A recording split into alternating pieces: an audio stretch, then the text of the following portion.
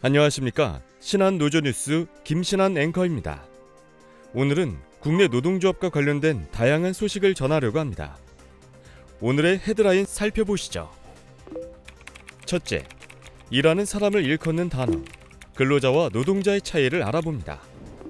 둘째, 노동자의 권익을 위해 결성되는 노동조합, 우리 국민들의 시선은 어떠한지 알아보았습니다. 셋째, 우리나라의 노조 조직률이 OECD 중 최하위권을 기록했습니다. 어떤 의미인지 잠시 후 자세히 살펴보겠습니다. 일하는 사람을 일컬어 근로자 또는 노동자라고 하죠. 그런데 두 단어, 전혀 다른 뜻이 숨겨져 있다고 합니다. 이와 관련하여 우리나라 노동 관련 전문가인 최노조 교수님을 모시고 자세한 이야기 나눠보겠습니다. 안녕하세요. 네, 안녕하세요. 최노조입니다. 말씀드린 대로 근로자와 노동자라는 단어가 가진 법률적 의미의 차이를 살펴보겠습니다. 우선 근로자는 타인에게 사용되어 근로를 제공하고 대가로서 임금을 지급받는 자를 뜻합니다. 반면 노동자는 고용계약에 의해 자기의 노동을 상품으로 제공할 자유가 있으며 고용주인 자본가에 대해 법률적으로 대등한 입장에 있는 자임을 의미하는데요. 쉽게 말해 근로자는 갑의 필요에 의해 일하는 자로 볼 수 있고, 노동자는 을 자신이 일의 주체자가 되어 노동을 상품으로 제공하는 자로 볼 수 있습니다. 그렇군요. 하지만 현실에서 고용주와 노동자가 대등한 경우는 무척 드문 일 아닌가요? 소위 갑질, 열정페이 등 노동자 권익이 무시되는 안타까운 상황이 빈번히 발생하곤 하는데요. 그렇습니다. 우리 노동자들은 고용주와 대등한 입장을 가지기에 자신의 권익을 주장할 수 있고 해야만 하는 것입니다.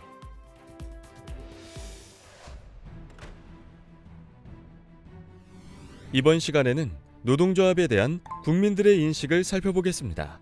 현장에 나가 있는 나정직 기자. 네, 지금 저는 노동조합 단체 집회 현장에 나와 있습니다.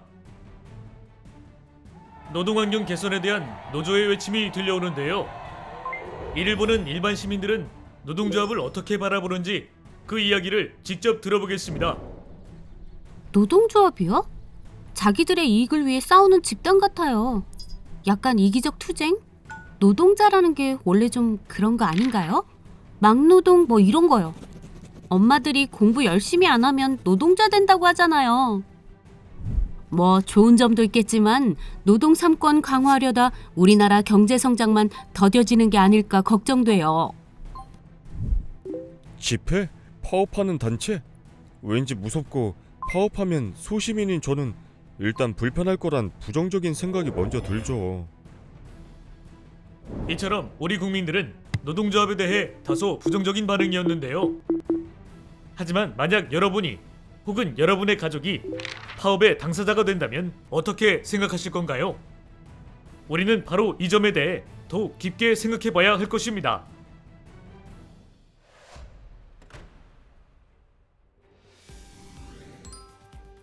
교수님, 우리나라와 달리 해외 선진국에서 노동조합에 대한 인식은 많이 다르다고 하던데 사실입니까? 네, 맞습니다. 최근 우리나라 노동조합 조직률은 증가 추세를 보이고 있지만 OECD 국가와 비교하면 아직 최하위권에 속해 있습니다. 이처럼 주요 선진국들의 노동조합 조직률이 높은 것은 노동조합이 긍정적인 역할을 하기 때문이라고 볼 수 있습니다. 예를 들어 영국에는 교사노조와 교장노조가 있고 호주에는 소방관 노조가 있습니다. 심지어 스웨덴, 덴마크, 독일, 벨기에, 네덜란드 같은 국가들은 군인 노조가 활동하고 프랑스에서는 사회 최고층이라 생각되는 판사들도 노조 활동을 합니다. 상당히 놀라운 사실입니다.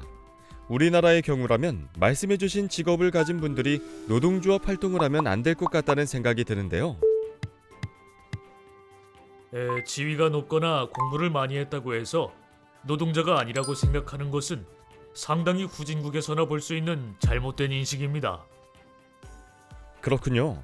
무엇 때문에 우리나라와 이런 차이가 발생하는 걸까요? 바로 교육입니다. 어린 나이부터 지속적인 노동교육이 밑바탕이 된 선진국들은 노동조합의 활동을 필수적이라 생각합니다.